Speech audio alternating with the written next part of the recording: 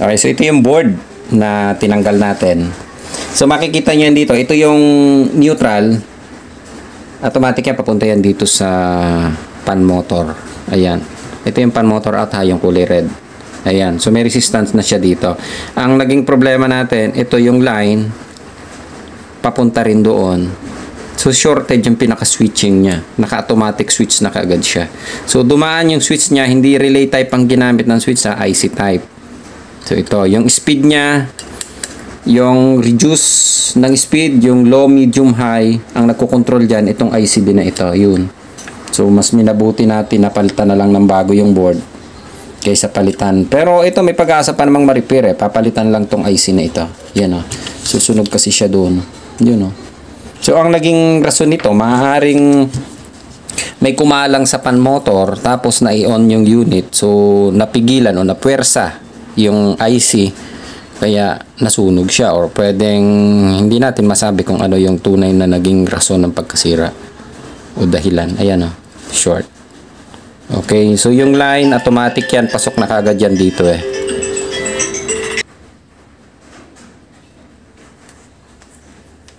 Okay na, yan. So okay na tayo dito. Ni-replace na lang namin yung board dahil sunog siya.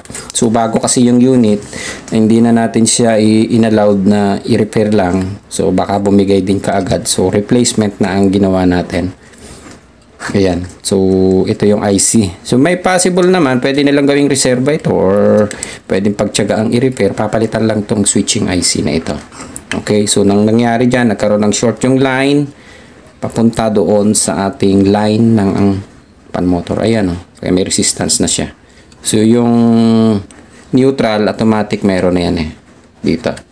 So ito yung switching ng high, low, medium, high, low, medium. Low, medium, high. Okay no? Parehas din. Yun. Okay. Itong IC na ito. Ayan. Okay.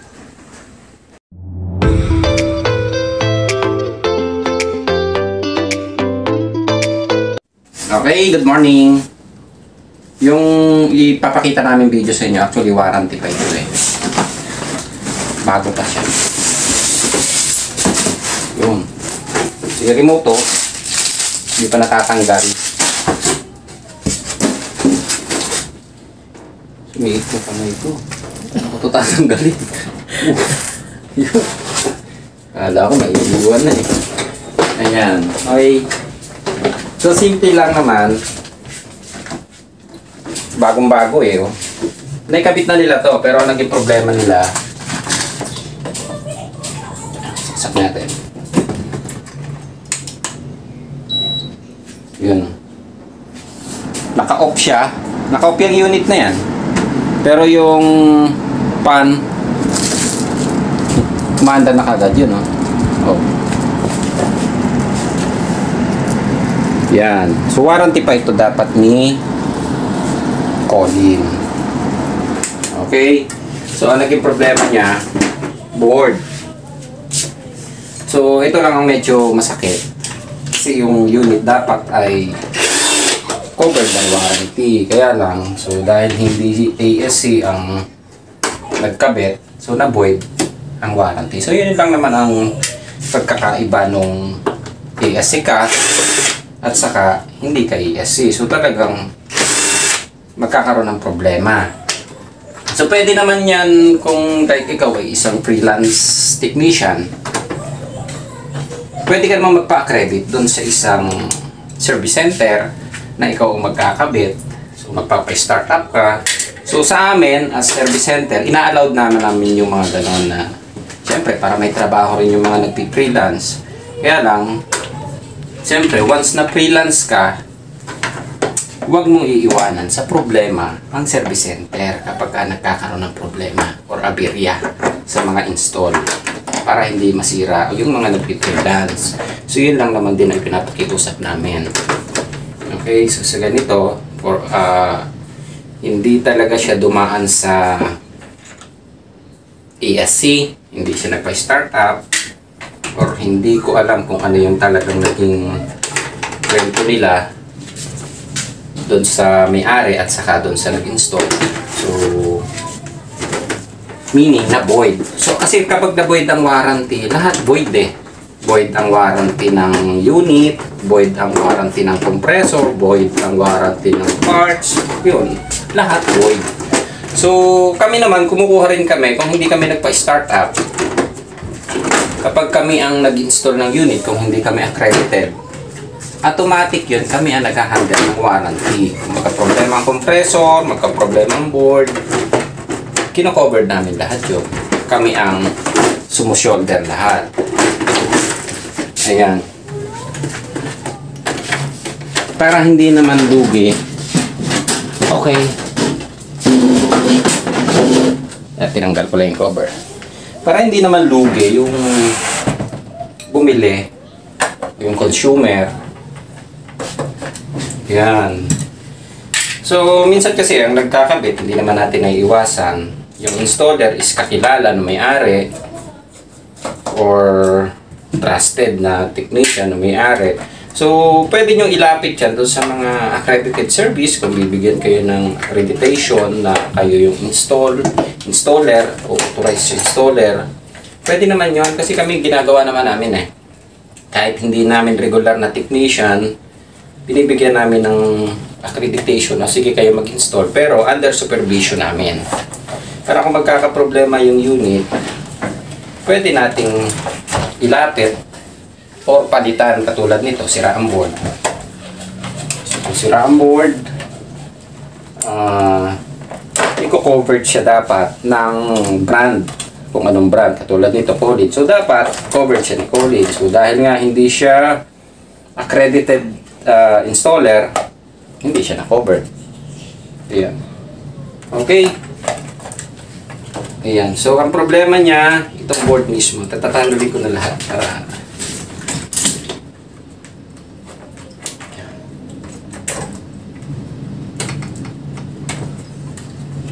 so, hindi ko alam kung ano yung naging rason, bakit ganito. Hindi rin namin makita. Kasi, ang nasira, yung board eh.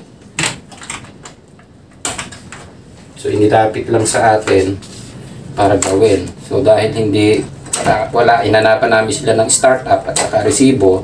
So, wala silang provide sa amin. Kaya, eto, babayaran nila yung service charge natin at saka yung pinaka-board. Yan. So, ang nangyari sa kanya, yung board, nasunog. Ayun, no?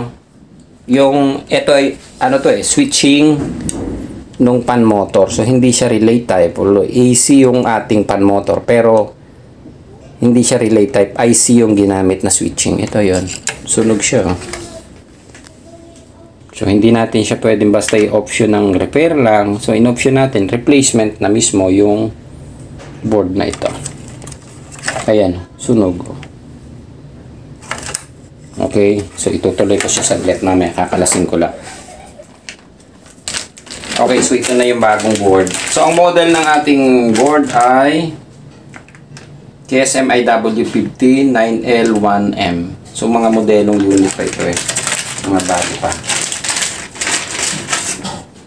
Ayan. So, ikakabit na lang muna natin. Ito yung luma. Yun o. So, yun yung nasunog ni spare. Pan motor siya eh. Hindi ko alam kung bakit siya nasunog. So, maaaring nung napaandar is baka may nakakalang dito. Napaandar siya, hindi nakaikot kaagad yung pan. Kaya bumigay. So, pwedeng ganun. Or hindi natin kasi masabi yung eksaktong naging dahilan eh. Yan.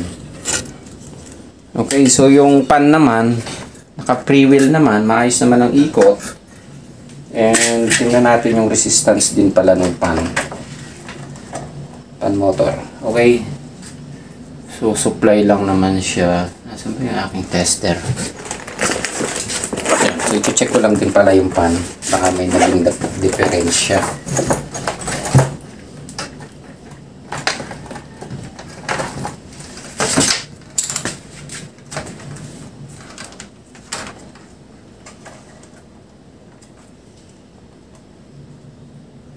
Two 78.5 ohms 224. So okay naman. Wala naman tayong nakikitang shorted or grounded. Wala naman. Okay. So, mukhang ang possible, maaaring may umipit, tapos naipon, kumbaga napigilan yung ikot ng motor, kung napuwersa yung IC. Pwedeng ganun nangyari, or pwedeng talagang totaling o biglang bumigay siya. Ayan.